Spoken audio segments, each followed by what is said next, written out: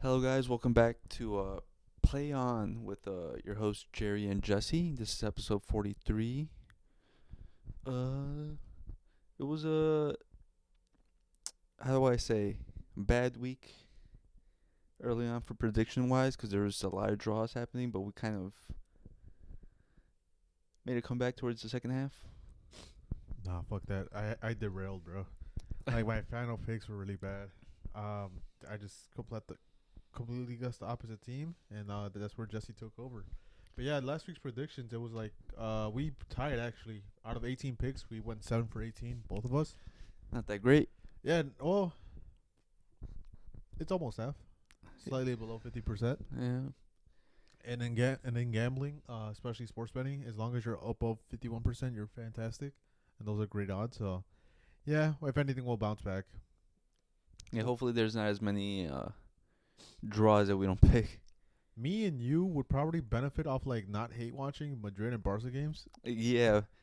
I should just pick Madrid. Me in general, just me not hate watching. Yeah, you would have got a couple too if you picked Arsenal, like in the North London derby, which it was surprising. Spurs came on fighting, but that fucking backline ended up showing that it's like a makeshift one, and they're not prepared for those kind of matches. And plus, the auto goal set him back real hard. Yeah.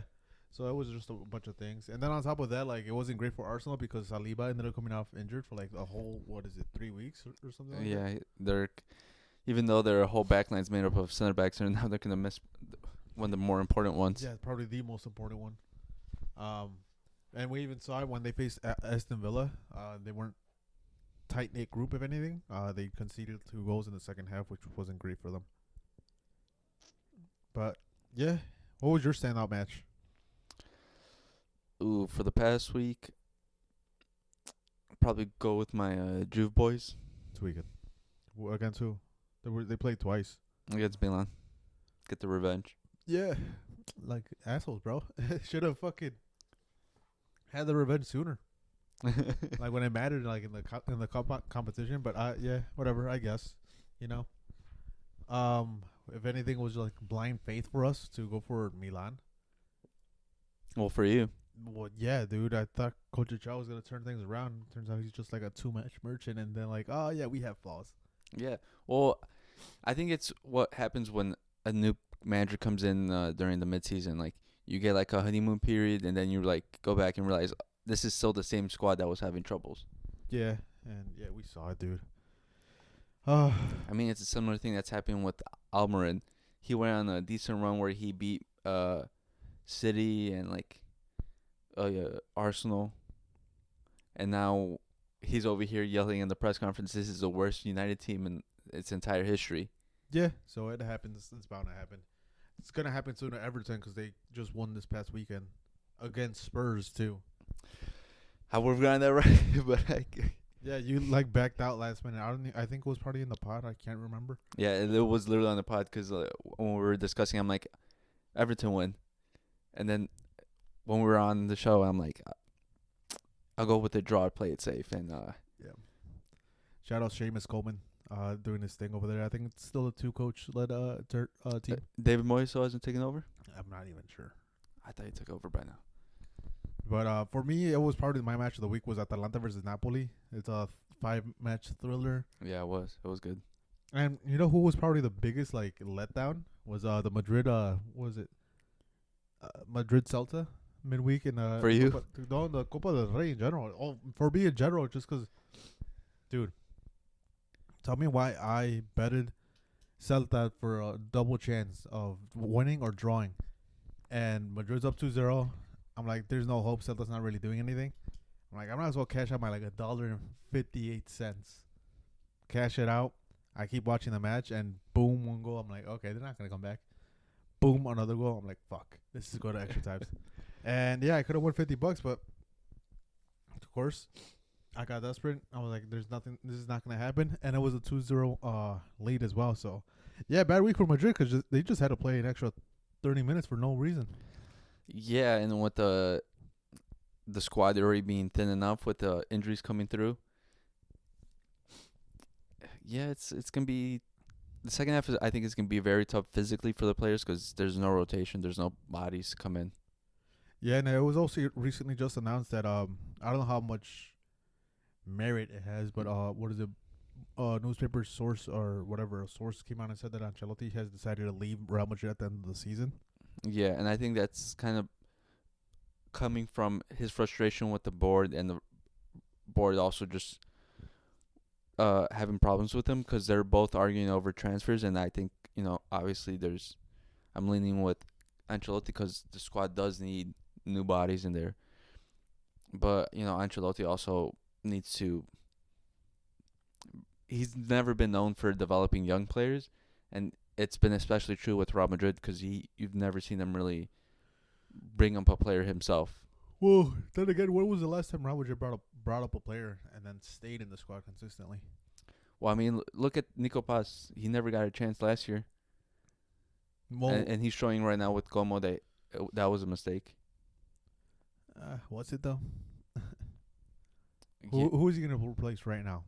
Nico Paz is in the squad. Who's he taking off?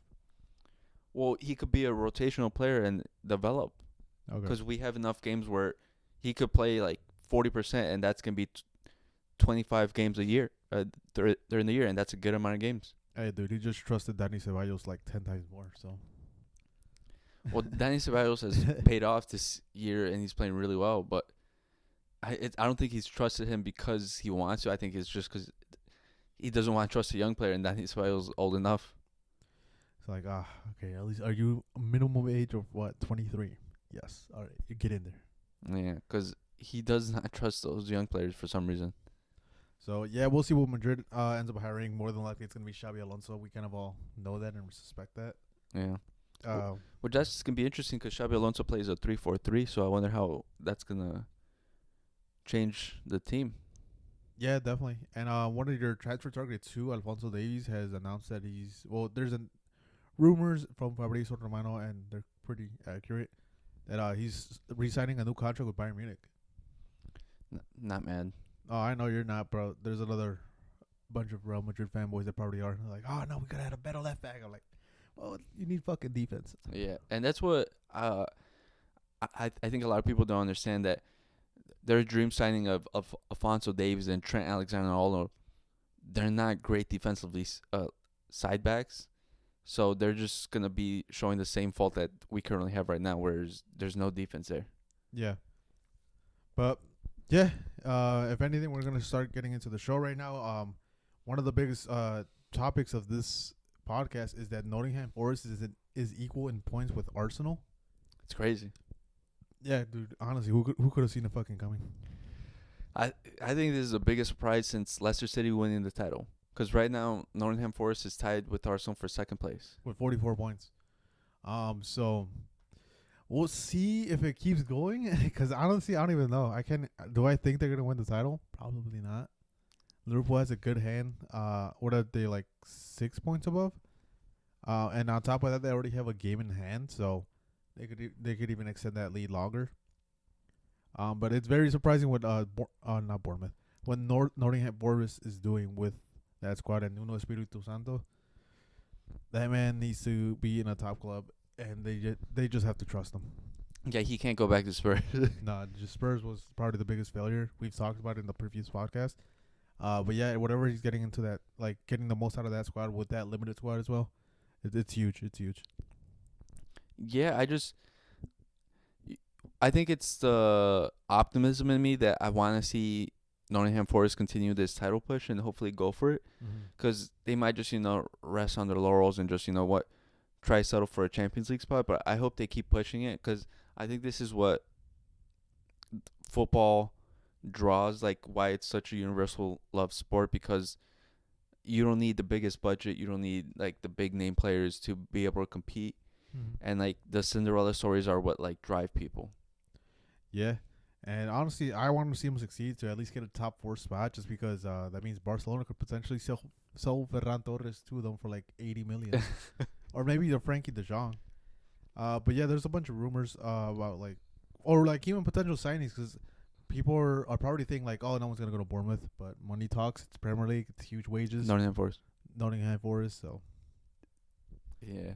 Well, It's bound to happen. hopefully none of their players try to jump ship. Yeah, we'll see how that goes. Yeah, because I've seen who was it? I think Murillo's been linked to a bunch of clubs. So hopefully, it's the squad stays intact. But yeah, we'll just see how far they could go. If anything, before we even talk transfers with them, we have to make them. We have to see where they end up in on the table at the end of the season. Right now, we can only speculate, and hopefully, they don't lose any huge pieces in this winter market because it's been busy. And yeah, the next big news is Newcastle losing really badly to Bournemouth. Yeah, we were talking about how they were making their comeback. They were on a good run of form. Isaac was scoring every game for them, but I think what was it? It was like 5th versus 7th when they were playing Bournemouth. Yeah, I'm trying to see that right now.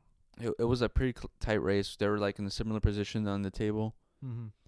Newcastle 6. Well, they were probably higher, but yeah. Right now, it currently resides at 6 and 7, both of them. But yeah, it's a huge matchup. And again, this Bournemouth side, they give trouble to the top sides. They're like the giant killers. They'll take points away. And even this next next round of matches and next match day. It's a good, interesting matchup because it's gonna be Bournemouth versus Nottingham Forest, two like the very biggest surprise teams of the season for the Premier League. They're gonna duke it out and try to see who comes out on top, and we'll see if Bournemouth can still keep that like giant killer because they are facing a team that's tied for second place. Yeah. Hopefully they could switch over in the mentality. Mm-hmm. But I think that's actually gonna be probably one of the matches to watch this week. Yeah, definitely. And then Irialo is also being thought for a big move in the summer as well because he's showing a good job with Bournemouth for a couple. I think this is his second year with them. Who is? Bournemouth coach Irialo. He's a Spanish coach. Oh, fuck. Yep, I know who the fuck this guy is. Iraola. Yeah. I'm just trying to see his coaching history. He was in La Liga. Yeah, he was in Rayo Vallecano. I remember he was a fucking asshole. He's a good coach. And yeah, with the funds he has, like he's pushing that team as far as he can, especially with his first year in the Premier League. Because this is his second year. Second year, July 2023 was when he started. But yeah, Spanish coaches are the way to go. Yeah, and it's crazy because he's currently going through an injury crisis himself. Yeah, and wait, not every Spanish coach, just not Lopetegui. Avoid that man at all costs. You almost forgot about that. Yeah, I was like, wait, let me take that statement back because fucking Lopetegui's ass. Yeah, he is dealing with an injury crisis in his own right and making the most out of it, dude. Yeah, and plus I feel like what I really like about him, he identifies players that fit his system, and he's really good at maximizing their talents. Like, I think Julian Araujo from the Mexican that Barca bought then sold for no reason. Mm-hmm. He was doing decent with them before injuries stuck him, but yeah, he just knows how to play, or he knows how to coach. I don't even think Julian Araujo has been playing. Yeah, he's injured currently. Oh, that's why. But oh my god, dude! Like literally, we were talking so good about fucking Newcastle, how they're like crazy goal scoring form. But it's I told you, Jerry, it's a curse. Every time we mention something, the opposite happens. And big shout out to Dean Hudson. Yeah. He's a Spanish center back that's 19 years old, and apparently this is gonna be like the future partnership of the Spanish national team with Hudson and Pau Cubarsí. And yeah, with that last name like that, I didn't even think he was Spanish. I think he's got. I don't know if it's can't remember if it was Swedish or Netherlands. Netherlands. Yeah. Yeah, national team. He was put the Netherlands U19, and then made the switch over. Yeah. But yeah, he's the one that pretty much shut down Alexander Isak, and that man again, he's been in the scoring form. So maybe he knocked down his price down a little bit. Maybe Barca could buy him. If any, I want the center back. Yeah, we'll see if they could even try to fucking keep him. Yeah. Where did he come from? I think he came from Spain. He was actually in Juve's academy. Oh yeah, he was. I remember because Juve had a good run with like a crop of players. because they had Yildiz, they had they left Mbuemba, the guy he just scored the past weekend. Yeah. He came up, and also this guy, and then there's a couple other, like, they had a good crop of like players coming up together. Who the fuck is the Juve board, dude? They just let go of this guy like nothing? Because, yeah, he was in Juve since December 2022. Then he was loaned out to Roma from January 2024 to June 2024. And, yeah, he played like 14 games, so it was a good like stretch of games. And then he came back from loan, and then Juve just fucking sold him. When you guys need a center back. Yeah. Diego Mota, I know you're not happy about that one. Especially now since in other news, like Araujo's signing with Barcelona. And they threw 70 million and they still wouldn't budge, so it's you're gonna have to look somewhere else. Well, yeah. Well, Juve is currently kind of trying to keep Man City away from Cambiaso, because they're offering, I think, the similar amount, like 70 million. They're like, listen, we don't have someone else to replace him, and it's gonna be hard finding someone like that in January. So, fucking Man City's just everywhere right now. They're Yeah. having a very busy summer, and that's legit the next topic. That had how they've already made 3 signings. Yeah, they're making 3 signs and they're still going for more. They decided this winter that they're just trying to fix as much as they can to set up where in the summer where they don't have to do as much. Yeah, and they're more than likely the most looked upon position right now, since they already got a center back, right back. No, 2 center backs. 2 center backs. Well, one on completely right back. That's why. So 2 center backs or 2 defenders and a striker from Frankfurt. And right now, I think the priority is a CDM, and I think they're trying to hijack the Subimendi move. Yeah, they're trying to get Subimendi. And then how you mentioned like the Cambiaso. Yeah, and Cambiaso, who's left back, right back. Yeah. So we'll see who ends up winning that sweepstakes. We know Man City has like pretty much unlimited funds. Yeah, because they just gave Erling Haaland a big contract for what 9.5. And how much per? What are the wages per week? You said it was like what 600? Yeah, but that was in US, so it's 500 in pounds or euros. Probably more. Well, yeah, who knows? But Jesus Christ. So I think it's like he's getting 30 million a year. Yeah, that man slapped. Contract deserved. Even though he's kind of been like in a goal drought, he hasn't scored in the past 2 games at least that I've watched. He's an asshole. But yeah, this weekend they faced Ipswich, and they won comfortably. And someone who's, now that we're gonna fucking say it, Phil Foden is in a good run of form. I'm telling you, every time we say someone's bad, they just turn around. Like what was it, like a couple weeks ago? You finally started praising Pulisic, gets injured. Yeah. But no, yeah, Foden has had a good run of form. He scored 2 against Brentford, which again not a fun game just because they were up 2-0 comfortably. Can't close out the game and they end up tying. But yeah, Phil Foden just keeps scoring. Well, I think it's finally. I think Pep Guardiola finally said, you know what, you got to start doing something. And maybe he's just a second half player, because last year the same thing. Second half he starts playing better, and maybe this is what they need to kick off a second half surge where they could. I don't know about title challenge, but finish comfortably in Champions League spot. His title chances out of the like. Well, they're in 5th. They're in 38 points, so they're like 12 points off. 38, yeah, 12 points off, and then with the game at hand. So it's literally the title challenge right now. It's just on Liverpool. They just can't, mess up. Well, I think they even have the wiggle room to like mess up a little bit. Mm-hmm. And thankfully, and let me look at their schedule. How is it looking? I'm gonna skip Champions League just because. Yeah, that's kind of out of it. They play Ipswich, then Bournemouth, then Tottenham, then Everton. So like the next couple Premier League games aren't the most toughest. Probably the toughest one is Tottenham. Mm-hmm. But I didn't even think. No, that's the EFL Cup, so we kind of skipped that. But as far as Premier League, yeah, those are winnable games. But the one to look out, of course, is the Bournemouth one. Like we said, giant killers. So we'll see how that ends up. And then we're also playing in Bournemouth. But that's also the biggest thing. Like, it might be an easy schedule, and they might just, be a trap game where they just, think, oh, it's going to be an easy game, and then they drop points. Because those are the ones that always, like, kill you at the end of the season. And you're just like, man, I shouldn't have, dropped points against them. Arsenal 2 years ago, bro, when they were up like 2-0 multiple times. And they choke it. Especially against Southampton when they were... getting regulated. Yeah, they fucking lost at home. It's like, yeah, so... Relegated. So we got to see if Arne Slot is capable of definitely maintaining like the players' focus and everything. Yeah, especially so with the contract situation going on with all his three players with Salah, Van Dijk, and Trent. Because we've seen it's already started to affect Trent a bit. So hopefully the other players, It keep doesn't their head affect focused. him, Jesse. He just doesn't defend. He's a midfielder. He defends going forward. Are you sure even a midfielder? He thinks he's Messi. He's trying to exploit the spaces. He's thinking like he's playing like 3D chess. Yeah, but when it comes to defense, he's playing checkers. Oh no, dude! He just prepared for the counterattack before anything. He saw it coming.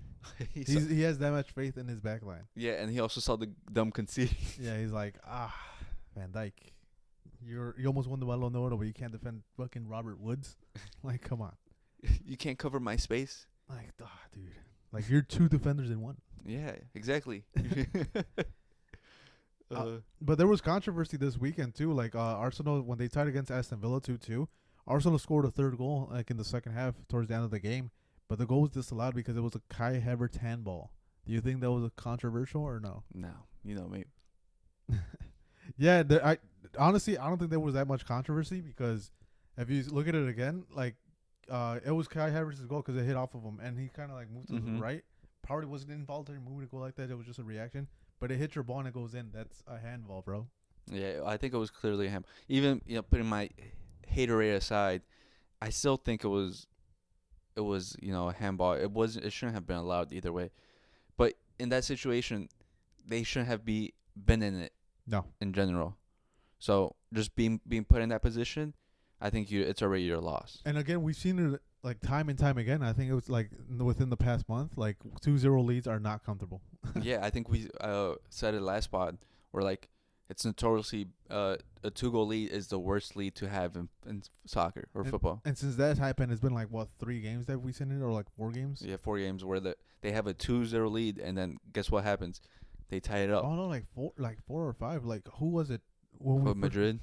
Madrid versus Celta. Celta, there were 2. Yeah, Madrid, Celta, Arsenal. Well, the one right now, Arsenal. What was it? Aston Villa. Then Man City versus Brentford. And there was a couple more too, but I just can't think of the top of my head. But that was just this week. That was 3. Yeah, exactly. Like a 2-0 lead is notoriously the worst in football because it's the easiest to like mentally motivate yourself for. If anything, I'm even more nervous when my team's up 2-0. Yeah. Please, we need a fucking third goal right now. Yeah, because a third goal, it still feels feels like miles apart. But when it's 2 goals, you're like, as soon as you score that one, your whole mentality changes. Like your whole momentum switches, and then you're just completely on the back foot. When it's a 1-0 lead, you're still the team in the lead. They still have that fear of conceding, so they're still sharp. But when the 2-goal lead happens, they like sort of slack off a bit. Yeah, so keep pushing your team forward. Don't be that team that is comfortable with this 2-0 lead because it's no fun. And Everton beat Arsenal. Everton beat Spurs. We kind of talked about that already. Spurs, shit. I hate you. I'm sorry to hate you. We were big supporters, and I think we even put you in our top 4 for the predictions. We both put him second. Jesus Christ, bro. We've never been more wrong. I can't even defend them anymore. Their ass. I think the biggest problem is it's still the defense. The defense is the biggest problem, and they're putting it on Ange, and I'm like, what can Ange do when he's over here playing his left back and right back as center backs because he has no one else? Yeah, we saw them like already in this transfer window. They try to solve that goalkeeper issue, and they did. They bought one. Yeah, he's actually really good, and he's young. He's 21. Yeah, and he's really good. But we'll see if they get active in the January transfer window again to buy like defenders or something because right now like you can't continue with this back line. Again, they're getting Romero back, but you need a backup to him. Well, I mean, they only have 3 senior center backs, and we've seen already that Van der Veen has sort of become injury prone, or he's been injury prone for the last 2 years. He's missed a good amount of time with injuries. Same thing with Romero. Let me throw my hat in the bowl, or like my hat in the circle. Eddie Garcia, $20 million. Take him. Well, I think they need more than one. I think they might need 2 because 2-1, dude. He could put the Ballon d'Or. But no, even then, like Eddie Garcia's already like bound to go to either Como or who was it, Girona. Yeah. So, but yeah, center backs. We'll see if they do business. I don't know. They'll probably buy a center back from like, I think where did they get this guy from? Like the Serbian first division. The goalie, Mm-hmm. he's from the Czech. Yeah, the Czech Republic first division. So we'll see. They'll get Levy gets crafty with his signings. We'll see where they get this guy from. Yeah, but I feel like what Levy's gonna do, he's like gonna sign like super young center back. And he's Yeah. like, don't worry, he's 2 years away. But he's like, yeah, but I don't got 2 years to wait for this guy. Yeah. So we'll see what they do. And yeah, I don't know if you've seen this too. Like I think like the Spurs team like kind of showed face to their fans when they lost against Everton, and they were like apologizing, whatever. You know, they just stand in front of the crowd and let like the crowd kind of let them or give them like their piece. Mm-hmm. But they started booing Heung-min Son. And I feel like that's bad, because Heung-min Son's been like the only constant, and this year hasn't had the greatest campaign, but he's also dealt with injuries throughout the entire time, and he's been trying to play through them. That man gave up his legs for you guys, like, and you guys are booing him. Like, what? It's crazy. And That man could have easily gone to any top club in the world. yeah, and especially like what was it, like 2 or 3 years ago when he won the Golden Boot, like he was showing that he easily could have been playing for like any club in the world. Man City, Liverpool, Barca, Madrid. But no, he decided to give his fucking youth to you guys, and you guys are ungrateful and don't show him support, even though, like, last year he was playing as a striker and making everything happen. But no, let me fucking boo this guy that doesn't have legs anymore just because we feel like it. Because it's his fault. Because he can't defend Jesse. Yeah, he can't defend. It's like It's like, what?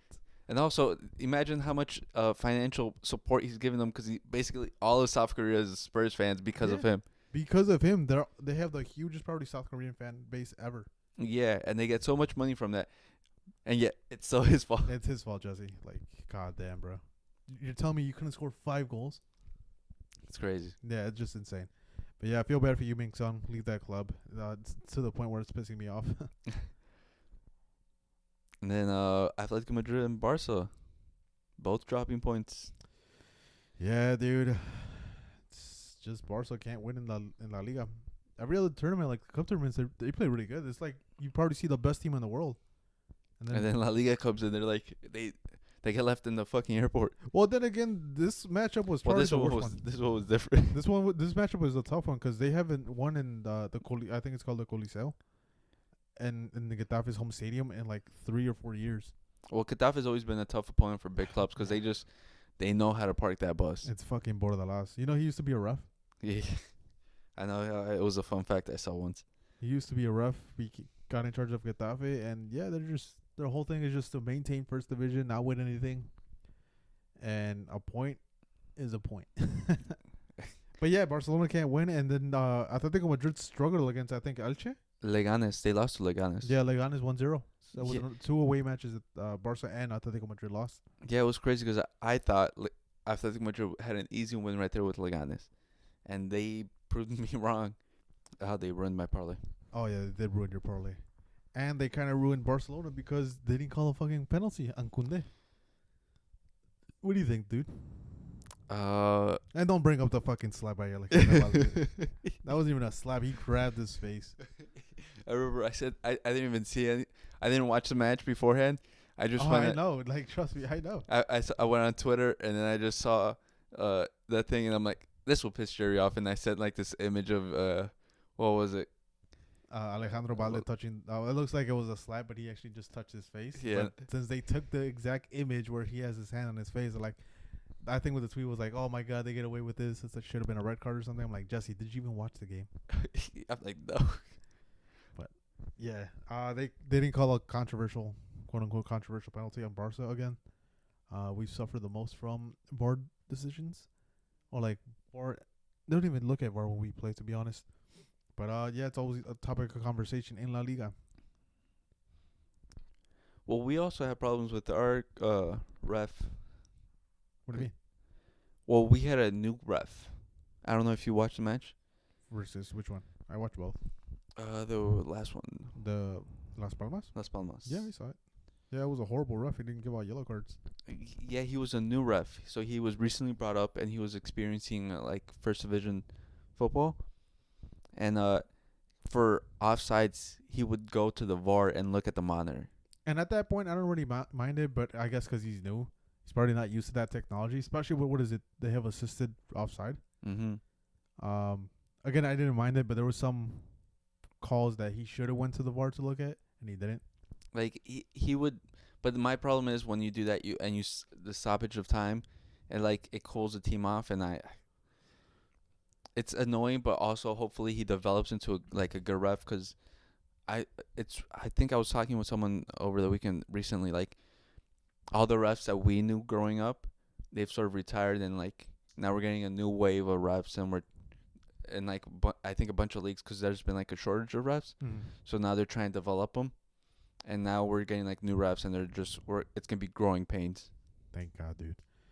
They should just at this point just hire abroad, because Spanish referees are not it. But yeah, I think they kind of threw him into the Lions den by putting him in a Real Madrid match, especially because the conversations going around how they're getting benefited a lot. It sucks to be put in that position, especially with all those whistles and everything, because they were pressuring the fuck out of the crowd. Yeah. And yeah, that could like just swallow you a whole, and they should have put him in an easier match. Yeah, but I think, well, I don't know. It's kind of tough to I don't know how you say it, like develop a ref because I don't know how you develop a ref because I just sort of think they have it or they don't. Yeah. And this one, honestly, he didn't do too bad. The only thing was that he was constantly looking at the VAR for like the offside, which again shouldn't be the case because you have a assisted offside. Because I think towards the end there was like another offside call. He didn't even go to the monitor for that one. I guess they finally told him like, "Hey, you don't have to come and look at these. Yeah. Like we got you." But yeah, Madrid's on top right now. I think Madrid still has a match pending, right? No, I think so. I think we're even on everything. And what is the points? We're up by 2, I believe. Yeah, you guys are up 2 points. And again, just a weird run of form. Barca can't get wins together. They have 1 win in the past 5 matches in La Liga. So,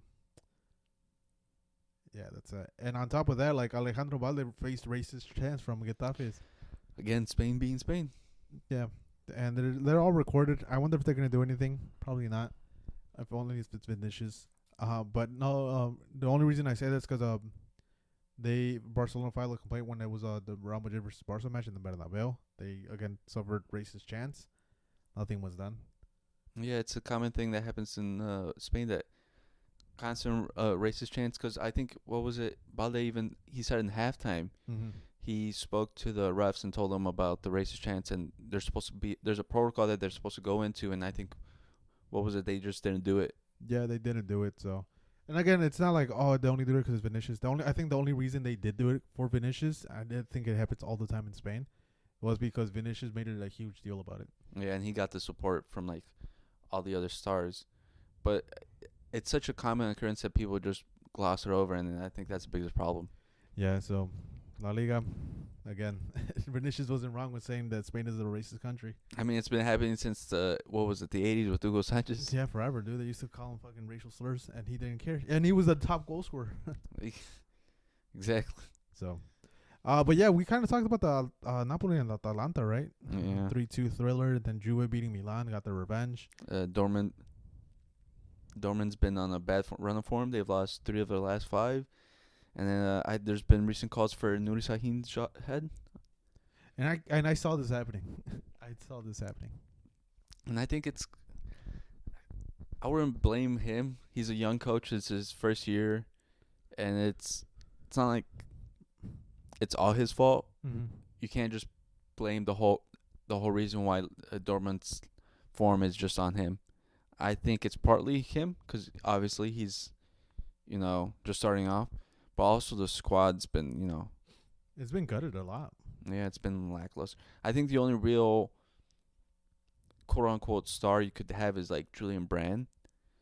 And then Kittens is, like, up and coming. But besides that, everyone else hasn't, lived up to their potential. Like, Adeyemi, he's, like, we know what he is.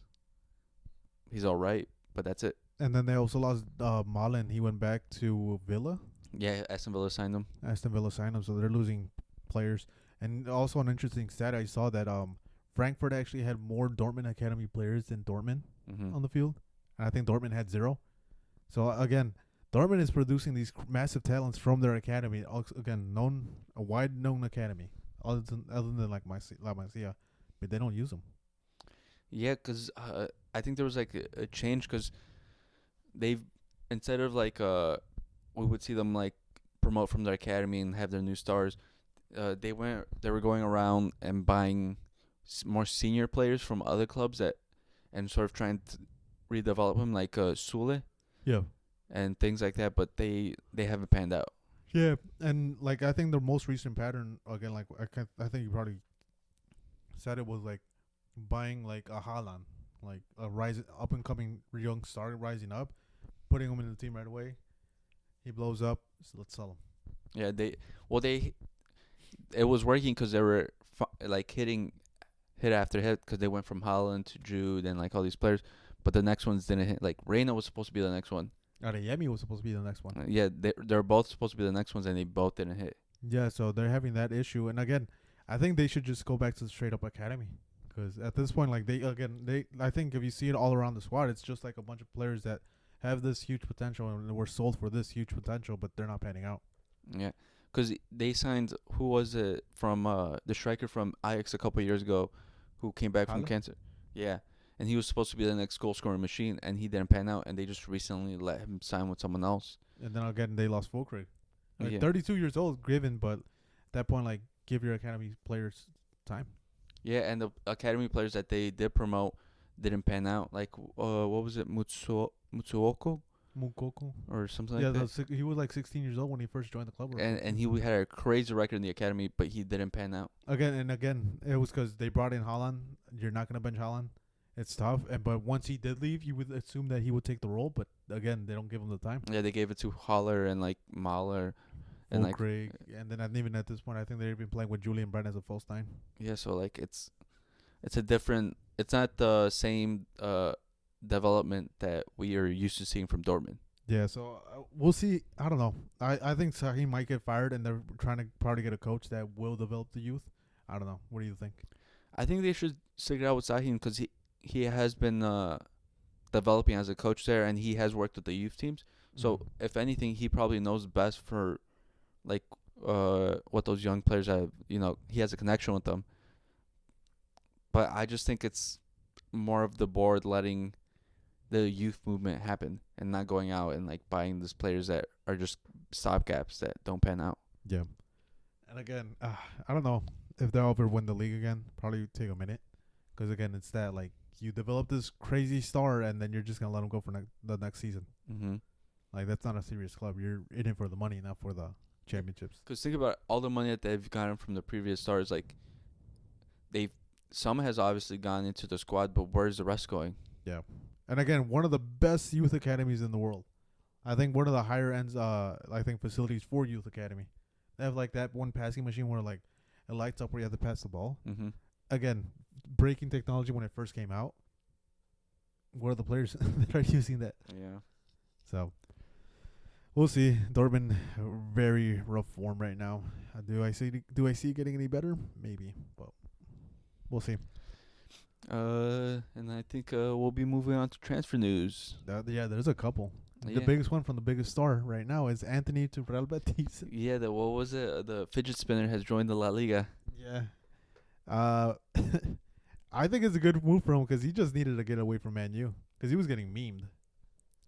Well, I think the biggest problem for him was the price tag that he came with. $100 million for a player that's not what he was. Yeah. And especially because I think Ten Hag also ruined him because he was supposed to be in for his system and Ten Hag didn't have a system.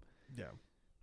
So it just like he was counter-reacted by the players around him because they weren't playing the way he wanted to play. Because when he was with Ajax, he looked good. Mm-hmm. He looked like a star, or budding star. So hopefully with Betis, he could get back on track and get back to being a good player and not being a meme. Yeah, and it's a great move to be honest too, because now they have Abde on the left side and they could play Anthony on the right side. And again, it's tactical football. It's something they'll probably get like find familiar to like Ajax where he played. It was like a lot of tactical movements and passing, all that technical ability and everything. So if anything, he'll like it compared to the Premier League, where it's just like some occasions they could be like horrible, where it's just like straight up physicality. And plus, he's getting away from Man U, which I think is just a big plus because right now Man U's a sinkhole for development. Like no one goes there to develop. Yeah, it's probably one of the worst places, and you see it like a lot of the youth is leaving. Garnacho's rumored, Mainu's rumored. So again, we'll see what happens with that squad. But yeah, Anthony, it's a 6-month loan. He goes back to Man U in June. I don't think there's no obligation to buy. I don't know if there's a buy option either. And again, if there probably was, they're probably gonna have to pay a lot of money because Man U's probably gonna try to recoup some of the investment lost. And plus also his wages, because I know he's on crazy wages. Yeah. So he's got to be willing to take a pay cut. And then we have Dele Alli has officially joined back into the football world. He signed with Como officially, and I think that's hopefully it turns out to a good story. Yes, and I think me and you and like multiple other people want this to pan out and have a happy ending, just because Dele Alli, original Jude Bellingham, he was better. He was supposed to be the next future star, because when he signed with Spurs, those first like two, three seasons, he was insane. Yeah, I think one of them he even scored like 20 goals. Yeah, and it was like going like kind of like head to head with Paul Pogba, who the better midfielder was, and yeah, that guy was Jude. Not Jude. Dele Alli was definitely won something, but something didn't pan out. A lot of things happened in his life, but just I'm glad to see him try to like get back into the football world and focus on that. Yeah, and it looks like Como's looking to be like a good place for development, because the young players there, like Nico Paz and like with Fabregas they're trying to build up. It might be a good move, also is kind of away from the limelight where he can, just focus on football and himself. Yeah, and yeah, again, a lot of Englishmen have had a lot of success outside of England, and especially in the Serie A. So this is gonna only be a positive for them. And on top of that, I think Como has been having a great run of form, and they're kind of getting out of that relegation zone. They're at 22 points at 13th place and 18th place, which is like the third best, I guess. Third from the bottom. He has 19 points. I mean, they just recently beat Udinese 4-1, so like they're coming up, because they're in the beginning of the year or the beginning of the season, they were looking bad. Yeah, they were having like those struggles of being in the Serie A. To getting used to the speed of football. But yeah, and then they signed Nico Paz, and fortune started changing. Yeah, look, they tied against Lazio 1-1 at Lazio in Rome. Then they barely lost to AC Milan 2-1, and beating Udinese 4-1 is crazy. But their next match is gonna be tough because they're facing Atalanta. Yeah, and they also signed the Spanish kid, Asana Diao, in January, and he's looking really good. He's 19. They got him from Betis. Yeah, he sounds familiar when you just said him. Diao. I think he's a winger, right? Yeah, I think he's like right winger. Yeah, right winger. So they've been very active this January transfer window, because look, they already had like 4 players. So they got a goalkeeper from Antwerp, the right winger from Betis.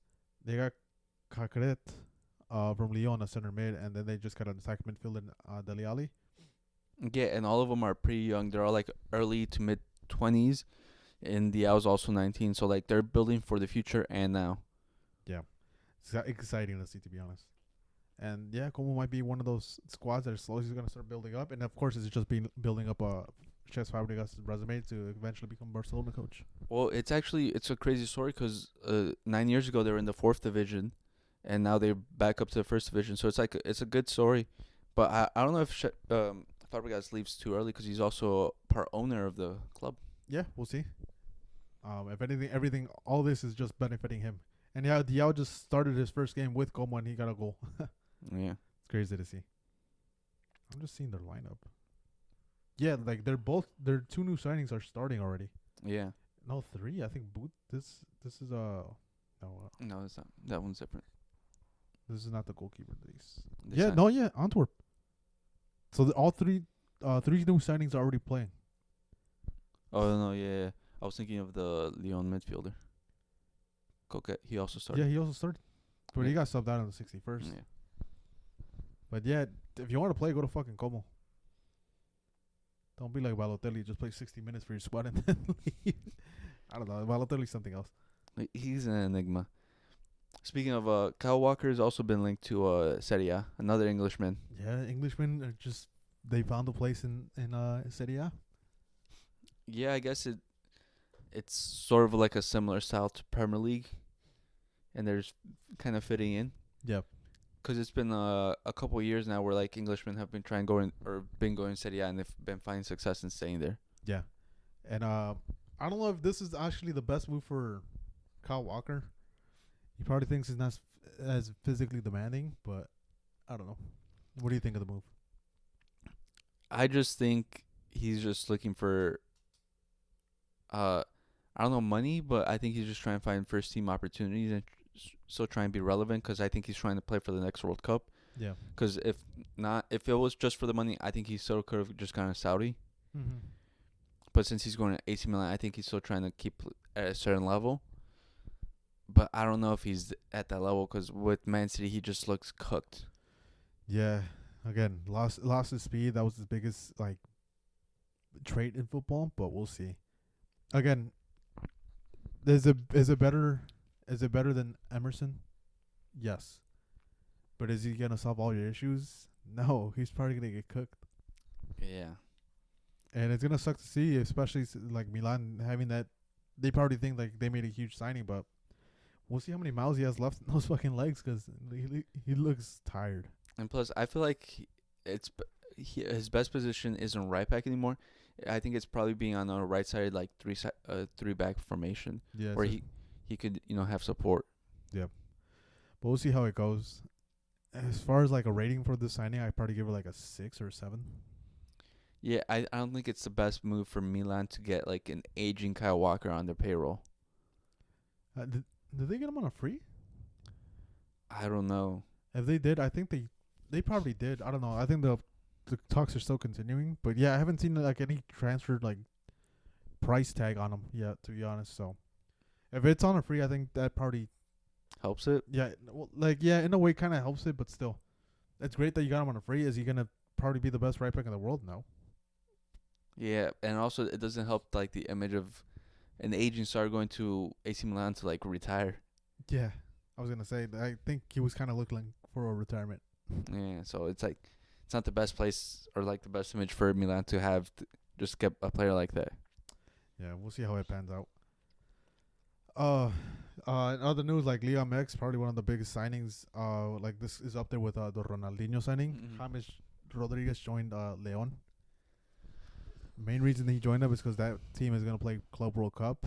He was also bound to go to America, but they kind of outweighed it. But yeah, huge signing.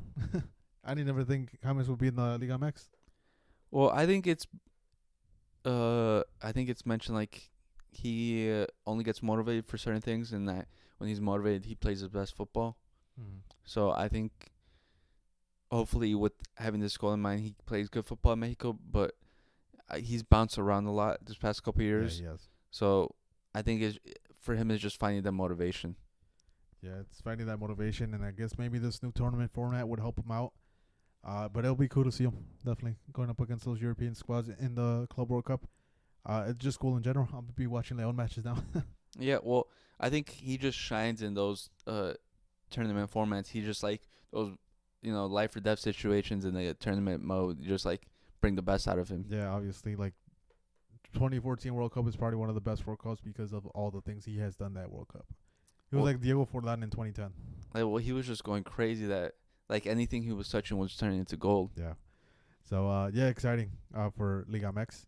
Rashford is in talks with Dortmund or Barca, and we were just talking about how Dortmund should stop signing these fucking people, but Yeah. And I just even saw it today that Barcelona has agreed with personal terms with Rashford.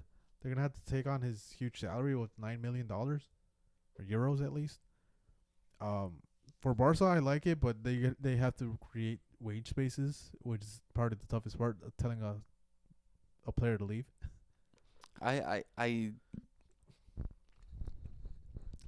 For me, I don't know if it's a great move for for Barca, especially because we've known for Rashford, he's a party guy, and going to Barca, he might, spend a couple of nights out enjoying himself. Not with our boy Hansi Flick. You show up late, you're getting benched like. But you think he cares? Probably, dude. Really? Maybe he just needed a new thing. Maybe he just was rebelling to get away from the squad. I don't know. I'm just being optimistic at this point because if he is serious about football and you pick Barca to go, you can't slack off. Well, you would think so. Also, from like if when he was a Man U, because he was like the academy product. The fans made him their star, everything, and he's been like that for like a couple years. You would think he would take it serious at some point, but he's never shown the seriousness. Yeah, well, we just gotta see. Honestly, we could constantly speculate. We know his past, how he is, how he's supposed to take it serious. Well, I mean, I look at currently because Ruben Almiron completely has frozen him out of the squad. Yeah, so again, we just gotta see. We gotta even see if it's gonna be true because again, Barca has to free up wages. I think they're even talking about a swap with Ansu Fati to Man U, and we get Rashford back, and that'll free up some wages. But on top of that, like, I forgot what squad wanted Ferran Torres, and Ferran Torres got asked today because he was part of the press conference, of course, and he said, "Nope, I'm happy at Barca." And I'll repeat that, I'm happy at Barca. The man doesn't want to leave. So yeah, it's gonna be probably a difficult thing to do. And also, this is just for me. I think he's a guy to watch out. Romain Esses signed to Crystal Palace. He was a Millwall product, and he's like 19 years old. He just signed. Crystal Palace just signed him for like 15 to 19 million, I believe. Mm-hmm. And I think he's a really good signing because I think Crystal Palace has struggled this season because there's a hole that Olise left, and I think this kid will help lessen it. And I think he could develop into a really good player in the future. Yeah, I've never actually heard of this player. I'm looking at the camera like there's a camera. Yeah, I've never actually heard of this player, but I'll keep my eye out on it.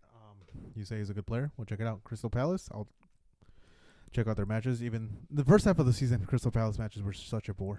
Yeah, and it's crazy because second half of last season, they were going crazy. Because everyone was linking Mateta to a big move because he was going really good. Asa was linked to everyone, and Olise was like linked to the big clubs. And Olise was the only one that moved, but everyone still thought Crystal Palace, was going to maintain that sort of form. Yeah. But it hasn't happened. So maybe they just need that trident back, and maybe this kid can do it. They're like slowly building it up, and they're having a good results eventually. Well, like obviously eventually they had some. So we'll just see if this signing can help them out. Yeah. And previously I was known as a scout, so maybe I'll be right this time. This guy just looking up the best FIFA players for career mode on YouTube. Just look one up, like, oh, this guy made the move. No, Jerry, I did not. I would just go through every team's, squad list, go through the academies, look at the players, and look them up and see if they were good or not. I'll take your word for it, dude. And this next one, sorry the parlay didn't hit. You can hit up Wicho for that. We said it on the podcast. It wasn't our fault. Yeah, well, it wasn't our fault. Wicho, had his chance. So this time this week we gave a chance to someone else. Yeah, and it's your boy Irvin, or our boy. Yeah, Irving, and he came up with this parlay. Chelsea over Man City, Arsenal over Wolves, Tigres over Chivas, and AC Milan over Parma. This is the Irving parlay. It's plus 1,700, all money lines, 4-leg parlay. Get your money. What is it, like $5 to win, like 60 something? Yeah. $10 to win 170. So get it in. Again, if you lose, you can hit up Irving. Yeah, Irving said he'll take full credit for it. But honestly, I like this parlay. It's all like very, what would you say, like realistic situations that could happen. I'm honestly surprised it's the odds are this good. Yeah, right. Like Wolves is struggling. Arsenal, I think they could edge them out, especially since they're playing at home. Tigres over Chivas. Chivas is ass, so like that should be easy. And AC Milan over Parma. They're both mid-table, but I would still give it to AC Milan. Yeah, you give the edge to them. But the only one would be like maybe Chelsea over Man City. Yeah. But even that, Chelsea current position is so higher than Man City. Yeah, right now you can't even trust City because, again, they haven't faced like a top... Well, they faced the top 4 squad, but like a top 4 squad, they haven't faced them in a minute. So I think they're like top 6. Yeah, so it's a crazy odds that they're giving for this. So yeah, be sure to check it out. Mix and match it. Do whatever you want, but that's Irving's picks. Now we'll move on to our predictions for this upcoming week. And there's Champions Leagues, which is fantastic, to be honest. Yeah, they're providing a lot of good matchups. Starting off with What is it? Aston Villa versus Monaco. Monaco. I have Aston Villa to win. I went with Monaco. You know, gotta be different. I'm Two- different. Yeah, two surprises of the like Champions League campaign at the beginning. They were both like undefeated for like 3 matches or 4. But yeah, I have Aston Villa. They're in a good run form. Then we have Liverpool and Lille, and Jerry went with Lille. Yeah, I got Leo, dude. I think they're gonna make it the surprise. Liverpool might rotate. They're in first place. They could chill. I went with Liverpool. I feel like they'll put enough. Yeah, and it's a tough too because I wanted to go Liverpool just because they're playing at Anfield, Yeah. and we know how they pump the noise. Anfield hype. And then the next match is a really great matchup. It's Atletico Madrid versus Leverkusen. Yeah, it might be one of the matches of the week, or if not the match of the week. Mm-hmm. Depends on Atletico decides to play football. Yeah, their recent loss. Maybe they rotated. Honestly, I didn't even see the squad. I didn't see that game, but I went with Atletico Madrid because I'm sticking with my Spanish roots. And I'm sticking with my future coach, Xabi Alonso. Yeah, I don't blame you, but yeah, I've seen it where PSG was like in the Champions League matchup where PSG was all over Atletico Madrid. They could have easily won 3-0, and then somehow fucking Atletico Madrid wins like 1-0 at the end of the match. That's Sholo ball right there for you. So they just need one chance at the end of the match and they'll win it. So I think that's gonna happen. Then we have Barca at Benfica. I obviously took Barcelona, no bias aside. I went with Benfica. They're playing at home. We know how dangerous it is to play in Portugal. And actually, Hansi Flick has a great time in Lisboa. I don't know if you remember the last time he was there. He won the Champions League, and he also destroyed Barca 2-8. So he has good memories in there. Maybe we destroy Benfica 8-2. Or you get destroyed 8-2. Maybe that happens. We don't know. Next match is a good matchup. In theory, it's Milan versus Girona. Yeah, but Girona's recently started to uptick in their form. Well, they just lost this weekend. Before that, they were playing decent. They're starting to play better. But then again, this is the team, Girona, who has conceded the most own goals. Yeah, you're just unlucky. I'm going with Milan. We both went with me. Yeah. Next one is Man City versus PSG. Yeah, it's PSG. What was it called? The Money Classico, something like that. Yeah, the Cashico. The Cashico, the oil money. Good matchup. I have Man City. And I went with the draw. Yeah, I don't blame you, dude. I just can't trust PSG because I've seen them like narrowly beat the League sides. Yeah, well, we came in hyped about them because we're like, oh, they Mbappe and the squad could have more cohesion, but we could have been more wrong. like always, we say something and they just prove us wrong. And then again, Barcola just had a fantastic start to the season and he slowed down a lot. Yeah, and plus also, I think I just wanted to get a draw in there since last week. Yeah, last week there was a bunch. The next matchup is what is it? Conference League, Europa League. Europa League. It's Fenerbahce versus Lyon. They're playing in Turkey, and I got Fenerbahce. I went with Lyon. Just be different. They're one of the best teams in the conference. Well, Europa League at the moment. So I can see it, but I just Turkey's too much. It is. It's tough. I kind of regret my decision, but I'll stick with it. You gotta stick with it. Stick with your gut. What's the next one? Lazio versus Sociedad. Lazio. I've been predicting you guys to win for the longest. Give me one. So I got Lazio. And I went with Sociedad because Jerry's been picking you for the longest. And the next one, we mentioned it already earlier. Bournemouth versus Nottingham Forest. 2 surprise teams of the tournament for the Premier League. And I went with Bournemouth, the Giant Killers. I went with Nottingham Forest, keep that title charge alive. Gotta keep it, interesting. No, I'm definitely gonna watch this matchup. It's too good. It's gonna be too good. I think it's gonna be a lot of goals in this game. And then we have another money classico, Man City versus Chelsea. And sorry, Irving's parlay. I have a tie. Yeah, sorry, Irving's parlay. I went with Man City. Honestly, I would take the double chance to take tie and Chelsea, but I think anything can happen in this game. I don't think one side is better than the other just because of the current forms. But I just went with Man City because of my bet.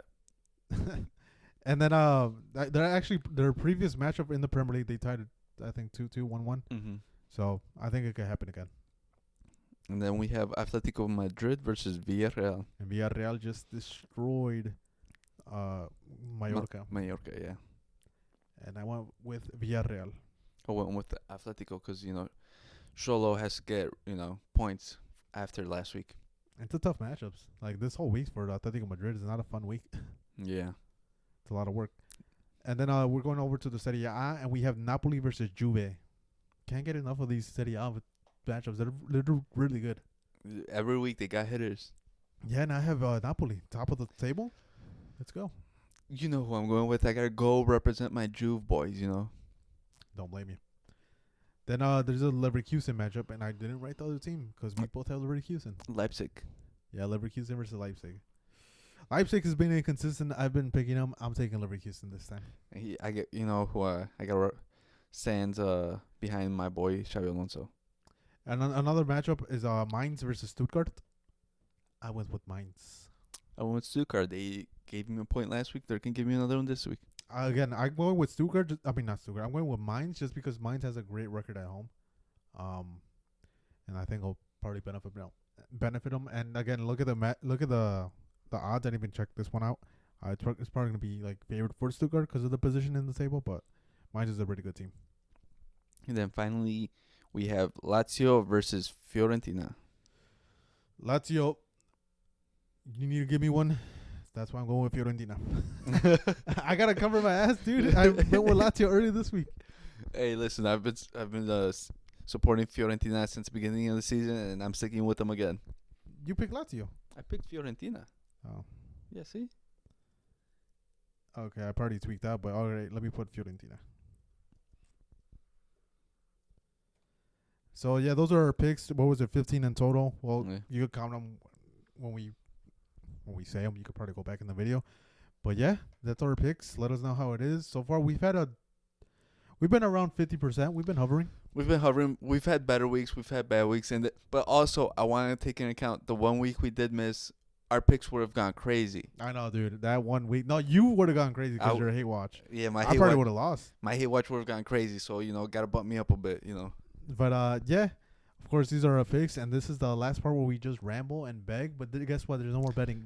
There's no more begging because you know what? Today is a good day. And I know you can't see me, but unfortunately, I have the biggest smile on my face because guess what? Guess what today is? It's inauguration day. No, we signed Ben Johnson to the Bears. Tell some okay day, junior day. Yeah, no one cares about that. We got Ben Johnson to the Bears. And I'm very surprised we got him. And this early, too, because they just lost like 2 days ago. Yeah, that shows how much you want to be a Bear. Yeah, so shout out Ben Johnson. Shout out Ryan Poles. You probably sacrificed your job for this thing to happen. Appreciate ya. If anything, I don't think he's going to get fired. No, I think they're keeping him. But you know what? I'm okay with it. Because you know why? Because we got Ben Johnson, and apparently he's building a star-studded staff.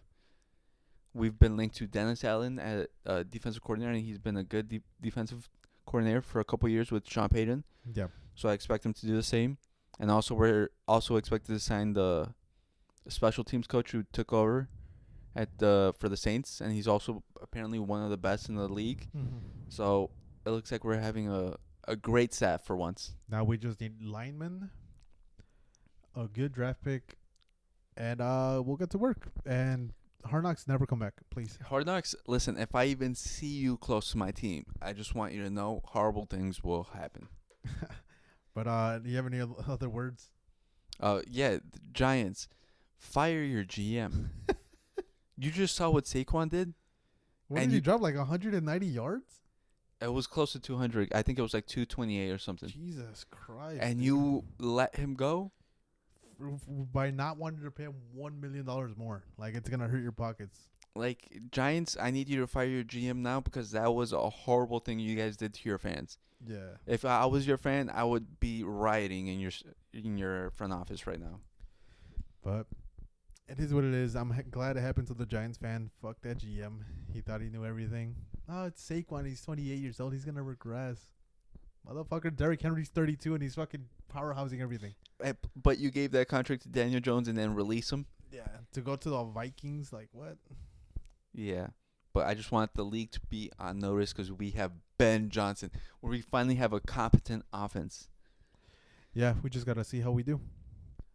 We have four or 6 picks in the top 75 of the draft, something like that. Yeah, we have 1 first round and I think 2 second rounders, like almost back to back, almost. But a lot of good things can happen. Just good moves. We already started hot. The ownership apologized, which is something Beckton Johnson has said that he wants a team that accepts their past mistakes and admits them.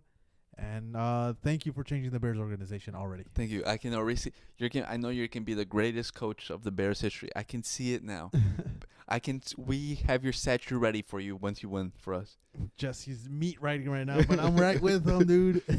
And plus, we have 66 million in cap space, the 5th most. I think it's 86 or something. Well, it was something like that. But we have a lot of cap space, so you know what? Ryan Poles, do something.